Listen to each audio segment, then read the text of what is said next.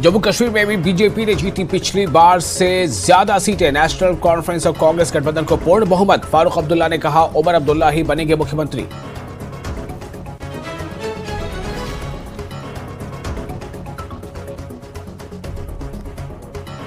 कल होगी national conference के 9 मुंतखब अरकान असेंबली की मीटिंग और अब्दुल्ला का बयान। मीटिंग के बाद होगा अलायंस का इजलास। इत्तेहाद के लीडर का तयन करने के बाद होगी एलजी से मुलाकात। कहा, हर फर्द की होगी नई हुकूमत।